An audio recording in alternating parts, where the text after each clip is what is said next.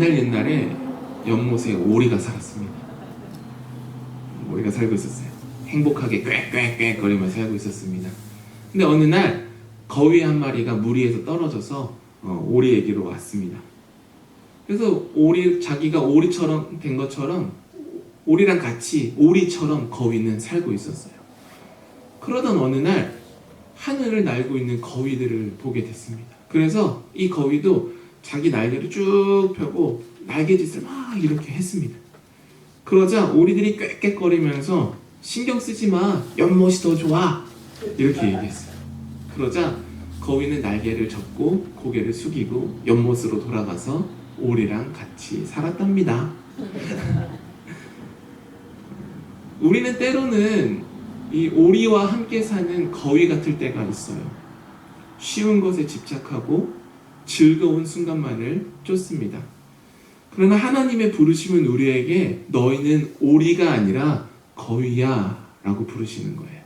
세상과 똑같이 살지 말아라 라고 말씀하십니다.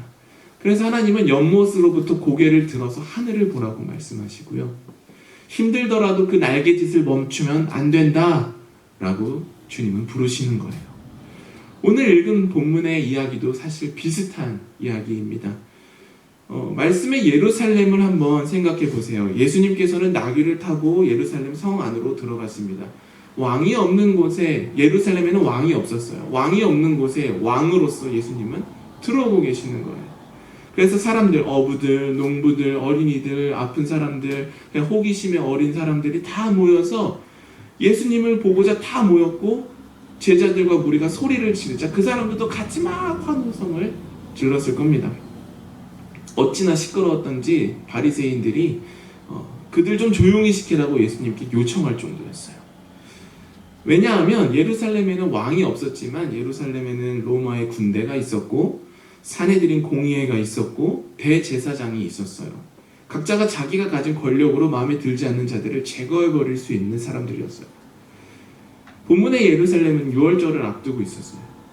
유월절을 앞두면 이스라엘 백성들은 기대감에 막 고조되어 있었어요. 무슨 기대감이냐면 유월절이 그들을 이집트의 노예 생활에서 모세라는 지도자가 나타나서 해방해준 사건이 있었잖아요. 자기들에게. 지금은 로마의 지배를 받고 있어요. 그래서 유월절이 되면 그들은 어떤 생각을 했겠어요? 모세와 같은 지도자가 나타나서 우리를 이 압제로부터 해방해 줄 거야 라는 기대감이 막 있었어요. 그래서 유월절을 앞두면 로마 군대들이 예루살렘 성으로 이렇게 들어오는 거예요. 말을 타고 깃발을 앞세워서 위풍당당하게 예루살렘으로 들어오는 거죠. 일종의 사인이에요. 너희들 헛된 기대 품지 마. 우리가 너희들을 지배하고 있어라는 거를 무력을 사용하진 않지만 갑옷을 입고 무장을 한 기병들과 보병들이 쭉 예루살렘으로 들어오는 거예요. 근데 그때 예수님이 뭘 타고 들어오세요? 나귀를 타고 들어오시는 거죠. 나귀를 타고 예루살렘으로 입성하는 것만 해도 로마 군대의 심기가 불편한 거예요. 우리가 말을 타고 들어왔는데 너가 나귀를 타고 들어와? 너 뭐 하자는 거야? 라고 할 수 있는 상황이에요. 그래서 바리새인들이 지금 조용히 좀 시켜달라고 예수님에게 요청하는 거예요. 왜냐하면 자칫하다가 로마의 군대가 여기 모인 사람들을 다 죽일 수도 있는 상황이거든요. 예수님의 나귀를 탄 입성만 해도 신경이 쓰이는데 사람들이 막 환호하는 거예요. 왕이라고 우리를 하나님의 이 사람이야말로 하나님께서 보내신 사람이라고 막 환호를 하는 거예요. 그것 자체가 당시에 예루살렘의 권력자들에게는 예수라는 존재 자체가 일종의 권력이 될 수 있음을 시사하고 있는 거죠. 그래서 우리가 읽은 본문에서도 예수님을 계속 왕이라고 표현하고 있는 거예요. 어찌되었든 누가복음은 예수님께서 예루살렘에 입성하실 때 많은 사람들이 예수를 왕이라고 인정하고 환호했다라고 보여주고 있어요. 그렇다면 질문할 수 있는 건 이거죠. 그들이 기대했던 예수는 어떤 왕이어야 할까? 어떤 왕이었을까? 사람들은 물론 제자들까지도 예수님을 로마라는 당대의 최강국으로부터 그 최강국의 압제로부터 자신들을 해방해줄 정치적이고 군사적으로 뛰어난 왕으로 예수님을 생각했고 믿었고 여겼습니다. 그리고 지금 사람들은 자기 눈앞에 예수님이 입성하시는 게 보이는 거예요. 그래서 이제 곧 끝나겠구나, 내 기대가 곧 충족되겠구나라는 사실 때문에, 그 기대감 때문에 환호하고 있는 거예요. 그들은 예수님이 이제 예루살렘에 머무시면서 우리들의 어려움을 해결해 주실 것이고 나의 필요를 해결해 주실 거야 라고 기대하고 있는 것이죠. 그런데 우리도 마찬가지죠. 사실은 우리의 생활 속에서 예수님께서 놀라운 능력으로 문제를 해결해 주시고 우리를 기쁨과 감사한 삶으로 이끌어 주시며 어떤 어려움도 다 피해가게 하시기를 우리는 예수님으로부터 기대하고 있죠. 그러나 예수님의 길은 환호와 파티에서 끝나는 것이 아니라 묵묵히 골고다 언덕으로 이어지고요, 십자가로 이어지고요, 죽음까지 이어집니다. 그리고 죽음에서 멈추는 게 아니라 부활에 이르러 하나님의 품에 안기는 그 순간까지 예수님의 길은 멈추지 않아요.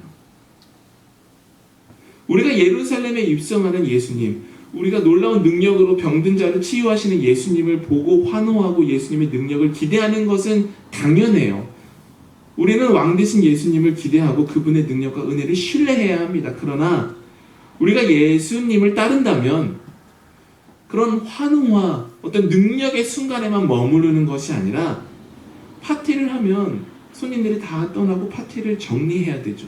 그것처럼 예수님의 이 환호의 순간에만 머무는 것이 아니라 그분의 길을 끝까지 따라야만 합니다. 오늘도 예수님은 우리를 이 행진에 동참하라고 부르고 계시는 거예요. 예수님의 길은 때로는 외롭고 때로는 고통스러운 길이에요. 세상은 마치 우리에게 이렇게 이야기해요. 마치 오리가 거위에게 야, 신경 쓰지 마, 연못이 더 좋아, 그러니까 거기 쳐다보지 마, 거기 갈 생각하지 마, 여기가 더 좋아 라고 말하는 것처럼 세상은 우리에게 그렇게 속삭여요. 야, 예수님처럼 살 필요 없어, 그렇게 어리석게 살 필요 없어. 세상이 그럴 때도 있고요, 내 자신이 내 자신에게 그렇게 이야기할 때도 있습니다. 그러나 예수님께서는 우리에게 말씀하셔요. 날아올라라, 나를 따라라 말씀하십니다. 우리를 제자리에 머물게 하는 것은 무엇이 있을까요? 그렇다면 첫 번째는 두려움이에요. 십자가를 생각하면 예수님의 십자가의 보혈은 나에게 은혜가 되지만 그 십자가를 너가 지어라 라고 하면 우리는 두렵습니다. 십자가는 너무 무겁고 너무 고통스럽습니다. 세상의 안락함을 떠나서 예수 그리스도의 길을 따르는 것이 두렵습니다. 그래서 우리는 제자리에 머무르고 싶어 해요. 예수님이 왕 되시는 순간에만 머물러 주고 싶어 해요. 예수님이 내 기대를 충족시키는 순간만 머무르고 싶어 해요.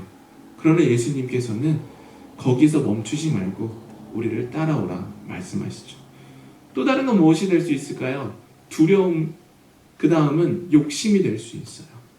세상이 주는 쾌락과 즐거움을 더 즐기고 싶어 하죠. 나귀를 탄 예수님의 모습보다는 멋진 말을 탄 로마의 길이 우리에게는 더 매력적으로 사실 보이죠. 말과 나귀가 있다, 무엇을 탈래? 사람들은 다 말을 타고 싶어 하겠죠. 그러나 예수님은 나귀를 선택하셨어요. 그리고 나를 따라오라 말씀하셔요. 우리는 나귀를 탄 예수님을 따라갈 수 있을까? 말을 탄 로마의 길을 따라갈 수 있을까? 스스로에게 생각해 봐야겠죠. 그 다음은 무엇이 될 수 있을까요? 실망감이 될 수 있습니다. 하나님이 보여주신 구원의 길이 내 뜻과 다를 때, 내 기대와 다를 때 우리는 실망하죠. 그리고 그 실망감은 우리로 하여금 예수님을 따르지 못하게 하고 제자리에 주저앉게 만듭니다. 하지만 예수님은 우리가 환호할 때도 있고 고난을 겪어야 할 때도 있음을 알려주셨어요. 이미 알려주셨어요. 그리고 제자들을 한번 생각해 봅시다. 제자들은 이 환호의 순간이 있었지만 곧바로 그들은 실패합니다. 예수님을 부인하고요, 예수님 십자가에 못 박힐 때 다 도망갔고요, 부활의 순간에도 그들은 다 숨어 있었어요. 예수를 왕이라고 그렇게 외쳤던 사람들이 다 사라져 버렸어요. 그러나 예수님은 제자들을 찾아오시고 다시 손 내밀어 주시죠. 그렇다면 우리는 어떻게 예수님의 길을 끝까지 걸어갈 수 있을까요? 예수님을 바라볼 때 가능해요. 나귀의 환호 속에서도, 십자가의 고통 속에서도, 무덤의 어둠 속에서도 하나님의 뜻을 향한 발걸음을 우리 주님은 멈추지 않으셨어요. 우리는 그것을 기억해야 해요. 우리의 연약함과 죄를 모두 짊어지시고 죽음을 다 이기시고 우리에게 다시 찾아오신 주님을 우리가 바라볼 때 우리는 이 믿음의 여정을 끝까지 걸어갈 수 있는 거예요. 그래서 우리의 힘은 어디에서 오는가? 예수 그리스도 안에 우리가 뿌리 박을 때 힘을 얻을 수 있는 거죠. 오리들이 꽥꽥거리면서 거위를 연못을 끌어내릴 때, 세상이 우리를 다시 이 자리로 머무르라고 끌어내릴 때 우리는 거위와 같이 날개를 펴고 하늘을 향해서 날아올라야 하는 것이에요. 하늘을 날기 위한 날개짓이 때로는 힘겹죠. 지치죠. 그러나 예수님이 우리와 함께 날고 계심을 기억하시길 바랍니다. 그분이 우리의 힘이 되시고 소망 되시기 때문에 우리는 계속해서 앞으로 나아갈 수 있는 거예요. 우리는 끝을 모르는 믿음의 여정을 걸어가고 있는 사람들이 아니에요. 우리는 이 끝이 어떻게 되는지를 이미 알고 있어요. 예수님께서 이미 다 보여주셨어요. 이 길이 좋을 때도 있고 힘겨울 때도 있어. 죽을 것 같이 힘들 때도 있어. 그러나 이 길 끝에는 반드시 부활의 아침이 있음을 기억하시길 바랍니다. 생각해 보세요. 예루살렘 거리에서 사람들이 종려가지를 막 흔들었어요. 그 마음에 있던 뜨거움은 골고다 언덕에서 다 식어버렸죠. 차갑게 식었어요. 왕이여 왕이 호산나 호산나 외치던 사람들은 그를 십자가에 못 박으라는 외침으로 바뀌었어요. 예수를 왕이라고 불렀던 무리들은 자신들의 기대에 합당하게 움직이고 그 기대를 충족시킬 사람을 찾았던 거예요. 그들은 예수 그리스도를 찾았던 사람들이 아니에요. 그들은 예수 그리스도를 따르는 사람이 아니라 내 기대를 충족시켜주고 내 문제를 해결시켜줄 사람이라면 누구라도 따라갈 사람들이에요. 이 시대에도 그들과 같은 마음을 가진 사람들이 있어요. 예수를 찾는 것이 아니라 내 불만을 해결시켜주고 내 기대를 만족시켜주며 어떤 어려움이든 충족시켜줄 사람이라면 그 사람을 따라가는 거지 예수님을 따라가는 사람이 아니죠. 그런 사람이 많아요. 그러나 예수의 길을 따름은 그와 같지 않아요. 우리는 때로는 원하지 않는 고난의 일을 걸어야만 합니다. 그러나 앞서 말씀드렸다시피 그 길의 끝에는 부활의 새 아침이 있음을 기억하시길 바랍니다. 사랑하는 여러분, 오늘 우리는 예루살렘에 예수님께서 입성하시는 장면을 함께 나눴어요. 환호의 순간은 뜨겁지만 곧 사라집니다. 우리가 미국에서 살고 있잖아요. 그래서 이제 준 4스가 되면은 불꽃놀이를 막 하죠. 오션시리에 가면 바닷가에서 하더라고요. 한 번 가고 다시는 안 간다고 생각을 했어요. 교통체증이 얼마나 심한지. 왜냐하면 불꽃놀이는 너무너무 아름답지만 금방금방 사라져요. 근데 집에 돌아가는 교통체증은 너무 길더라고요. 한 3배는 길었던 것 같아요. 어찌되었든 우리가 기뻐하는 순간, 환호하는 순간, 그것들은요 다 불꽃놀이 같아요. 너무너무 화려하고 너무너무 즐겁지만 금세 사라져버려요. 그러나 예수 그리스도의 길은 사라지는 길이 아닙니다. 고난과 어둠 속으로 들어간다고 해도 결국엔 부활의 아침을 맞이하는 게 우리가 걷고 있는 이 믿음의 여정이에요. 우리는 예수님과 함께 이 길을 끝까지 걸어야 하지 않겠습니까? 네. 그럼 어떻게 할 수 있을까? 제가 알려드릴게요. 정답은 아니지만 몇 가지 해답이에요. 가장 우선은요, 말씀과 기도가 우선되어야 해요. 말씀을 읽고 주님 나를 당신의 길로 인도하소서. 기도하기 어려우시면 이렇게 짧은 기도문만 기도해 보세요. 그러면 이 기도가 여러분의 삶의 날개짓이 되어서 여러분을 하늘로 날아오르게 해줄 겁니다. 두 번째로는 용서와 사랑의 마음을 가져보세요. 용서와 사랑이라는 두 날개를 달면 우리는 연못에서 하늘로 금방 날아오를 수 있어요. 사람들은 이 용서와 사랑의 마음 대신에 어떤 거를 선택하느냐면요, 미움과 비난을 선택해요. 비난하는 것, 누군가를 미워하는 것 가장 쉬운 선택지예요. 누구라도 할 수 있어요. 비난하는 것, 남 탓하는 것, 원망하는 것.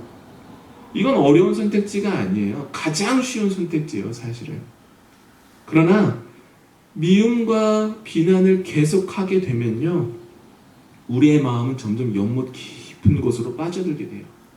자꾸 원망만 생기고 자꾸 답답한 마음만 생기게 됩니다. 물론 작은 친절과 따뜻한 말 한마디 하는 것은요, 때로는 용기를 필요로 해요. 한번 해보시려고 해보세요. 누구 용서하려고 해보세요. 사랑을 선택하려고 해보세요. 민망하기도 하고요, 부끄럽기도 하고요. 에이, 그렇게 해. 이런 생각도 들어요. 그래서 우리는 친절한 말보다는 아무 말도 하지 않기를 선택할 때도 참 많이 있어요. 그러나 한번 해보세요. 친절한 말을 해보시고, 사랑이 담긴 말을 해보시고, 용서의 말을 해보세요. 그럴 때 그 말 한마디가 우리의 삶뿐만 아니라 우리가 만나는 사람들의 삶까지도 하늘로 날아오르게 하는 힘이 됨을 믿으시길 바랍니다. 마지막으로는 제가 좀 이렇게 어린아이 같은 걸 하나 알려드릴게요. 숙제예요. 해보세요. 자아 오브 조이라고 하는데 이거 한국말로 어떻게 해야 될까요? 기쁨의 항아리? 뭐 이런 거를 한번 만들어 보세요. 제가 이거를 저번에 그 어떤 성도님이 수술하셨을 때 갔을 때 집에 그 자녀분이 만들어 놓고 가셨다고 보여주셔서 제가 거기서 영감을 얻었어요. 간단해요.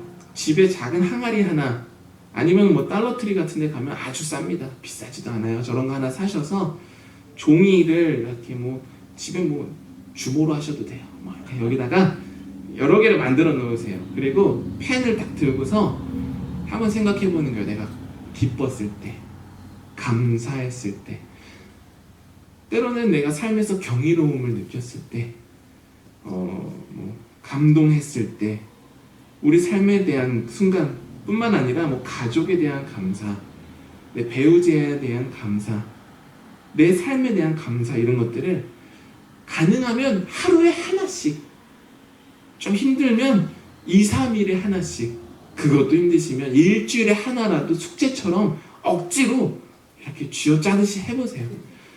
이렇게 종이만 넣고 이렇게 있으면 조금 서운하니까 뭐 초콜릿이나 뭐 젤리, 뭐 건강을 해치지 않을 만한 맛있는 것도 하나 같이 넣어보세요. 거기다 테이프로 붙여서. 그리고 오늘 너무 힘든 날이었을 때, 또는 마음이 너무 속상할 때 하나씩 꺼내보는 거예요. 탁 펼쳐서 읽어보고, 그 맛있는 것도 같이 먹고. 그러면 그 작은 종이에 적혀있는 이야기 하나가 우리를 다시금 감사와 희망의 자리로 이끌어 줄 겁니다. 어렵지 않죠? 제가 지난주에는 자리를 바꿔 앉자고 했는데 아무도 앉으신 분이 없어요. 그래서 사실 좀 걱정이 되긴 하는데 숙제 검사는 하지 않을게요. 하지만 한번 해보세요. 하면 정말로 도움이 됩니다. 사진첩에 있는 사진을 보기만 해도 기분이 좋잖아요. 그런데 내가 내 손으로 쓴 글을 보면요, 그 기분은 또 색다릅니다. 사랑하는 여러분, 우리의 삶은 힘겹더라도, 아무리 힘겨워도 그 순간에 끝나는 삶이 아닙니다. 기쁨도 마찬가지예요. 아무리 기쁘더라도 그 기쁨이 영원하지는 않습니다. 그러나 우리가 믿고 따르는 예수 그리스도의 승리는 영원합니다.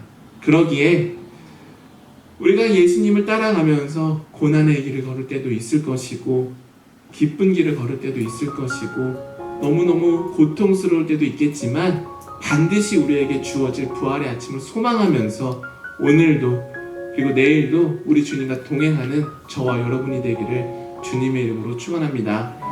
함께 기도하겠습니다.